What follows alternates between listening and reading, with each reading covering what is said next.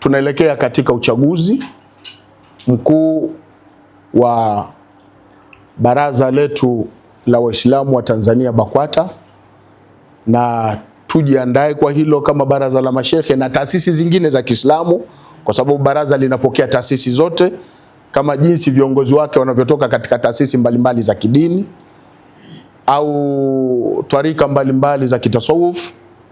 Kwa hiyo tunatoa tangazo hilo kwa wote kwamba fomu zipo, na alhamdulillah tutawatangazia kwamba fomu zitatoka lini na zitajazwa wakati gani na muda upi wa kurejesha, na uchaguzi utafanyika ndani ya siku ipi. Hilo tutawatangazia baada ya kikao cha halmashauri kuu taifa ambacho kitakaliwa jijini Dar es Salaam.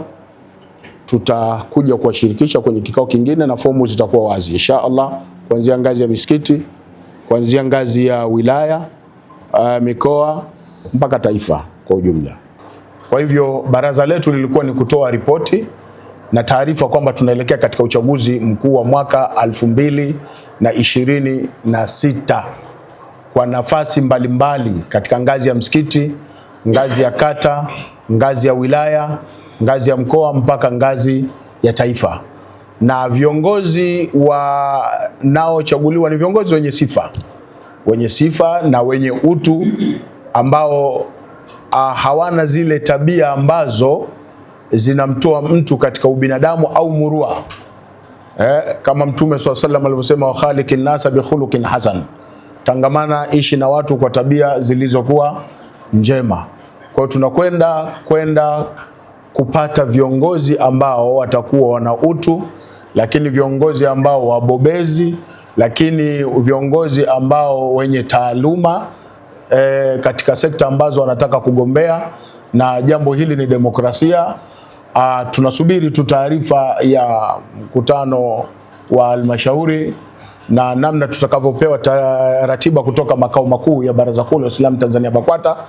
Ndio maana leo tumewalika wenzetu wa taasisi ya Zawiyatul Qadiria kuja kujoin na sisi, kwa sababu ni sehemu nao katika Waislamu wa Tanzania, na wao wana uhuru na haki ya kugombea nafasi zozote katika baraza, kwa sababu baraza halichagui kikundi, halichagui taasisi, halimchagui mtu. Ni yeyote ambaye ana sifa ya kugombea, basi ana uwezo inshallah akajaza fomu, na fomu zake zikajadiliwa zikafika mpaka makao makuu, na baadaye akaja kupigiwa kura.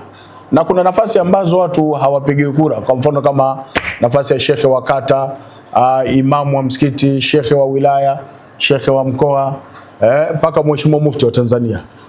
Lakini wanaogombea ni wale wajumbe baraza la mashehe, wale mashauri katika hizi ngazi zingine.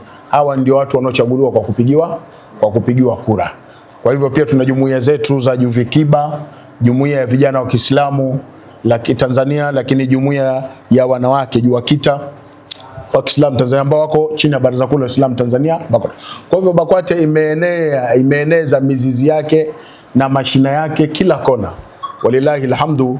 Kwa hiyo tumetoka na maazimio ambayo na wengine watazungumza katika vyombo hivi vya habari namna walivyolipokea swala hili na namna tulivyojipanga kama Baraza Kuu la Waislamu Tanzania BAKWATA mkoa wa Dodoma, lakini pia vile katika swala la kukemea mmomonyoko wa maadili na swala la kukemea uvunjifu wa amani na kudumisha amani.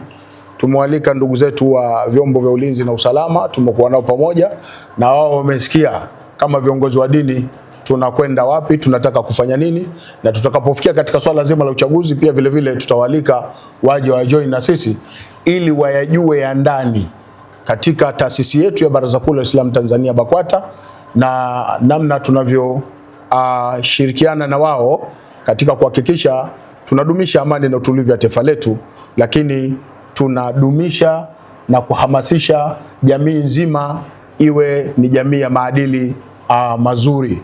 Walillahi alhamdu, kazi kubwa inayofanywa na Mheshimiwa Mufti na Sheikh Mkuu wa Tanzania katika slogan aliyosema jitambue, badilika, acha mazoea, ndiyo tunayokwenda nayo. Wassalamu alaikum warahmatullahi wabarakatuh. Aliye tayari kugombea agombee kwa ustaarabu uliokuwa mzuri, na walio tayari kuchagua nao pia wachague kwa kutunza amani tulionayo katika nchi yetu bila ya fujo na kushabikia na kufanya vurugu na kuvunja amani. Uislamu hautaki hayo. Lakini pia katika ambayo yamejadiliwa, tulikuwa pia na taasisi ya Qadiria. Tulikuwa na taasisi ya Qadiria leo ambayo ilihudhuria katika kikao, wakiwemo baraza la mashekhe BAKWATA mkoa wa Dodoma na idara ya kurugenzi ya dawa tulikuwepo. Katika tuliyojadili ni namna gani tutaitunza amani yetu tulionayo na utulivu tulionao katika nchi yetu, lakini pia na namna gani tutatokomeza mmomonyoko wa maadili ambao sasa unaonekana na umekuwa kero katika jamii zote kwa wake na waume, lakini pia namna gani tutaimarisha maadili yaliyokuwa mema kuanzia kwa watoto na kwa watu wakati na kwa watu wazima, kwa sababu mmomonyoko wa maadili umewagusa jamii zote hizo, watoto, watu wakati, mpaka wapo watu wazima kabisa, wazee, na wao mmomonyoko wa maadili pia wanachangia. Kwa hivyo miongoni mwa tuliyojadili ni hayo. Mwenyezi Mungu inshallah tunamuomba atujalie tuyashikilie, na tunahamasisha kwamba tunapoiendea jamii katika kuyaeleza haya, basi tuungane mkono na tushirikiane, kwa sababu ndio Uislamu. Uislamu ndio ulioamrisha kwamba tuwapate viongozi, lakini Uislamu ndio uliotaka kwamba maadili yawe mema na kuyachukia yale ambayo yanakuwa si mema, yani kinyume chake, kutokomeza mmomonyoko wa maadili. Kwa kweli ni mambo mazuri. Tunamshukuru Sheikh wetu wa mkoa kwa kazi kubwa ambayo anafanya ya kusuluhisha, kupatanisha, lakini kutengeneza maisha ya jamii kuwa sawasawa. Ni njia gani ambazo mtazitumia sasa kurudisha maadili ya vijana wa Kiislamu kuwa katika mahala ambapo patakuwa ni sawa, tofauti na sasa ambapo tunakubaliana kwamba hali ni mbaya? Sawa. Miongoni mwa njia ambazo tunazitumia katika kuimarisha maadili, kwanza ni kuwafahamisha wazazi wajue majukumu yao, kwa sababu hawa wote ambao unaona kwamba wanaleta mmomonyoko wa maadili ni watoto wa watu, wana baba zao, wana mama zao, na Mtume sallallahu alaihi wasallam anatuambia kwamba mtoto akizaliwa anazaliwa katika umbile la Uislamu. Babake na mama yake ndio wanaweza wakamtia katika Uyahudi au Unaswara au Majusi, kwa maana kwamba kwa hadithi hii inaonyesha sasa kumbe mtoto anapotezwa mwanzo na wazazi wake. Kwa hivyo wazazi wakae katika nafasi zao, lakini miongoni mwa kukaa katika nafasi zao, wawatoe watoto wao wawapeleke madrasa. Kule madrasa ndio anajulikanwa Mungu, anajulikanwa Mtume, na haki za wazazi zinasomwa kule na wala sio vijiweni. Kwa hivyo tusaidiane sisi viongozi wa dini na wazazi. Leo watoto wengi hawaendi madrasa au wameacha kabisa madrasa, wamepewa shughuli ambazo haziwahusu. Kwa hivyo tunawahamasisha wazazi tushirikiane nao, wakina baba na wakina mama na walezi wote kwa ujumla, tushirikiane na sisi viongozi wa dini katika kudhibiti mmomonyoko wa maadili. Tuwaondoe watoto wanaojiita wadampo, watoto wanaojiita wa mbwa, na watoto wanaojiita wa mtaani, na wanaojiita dadapoa. Hawa wote wana mama zao na baba zao.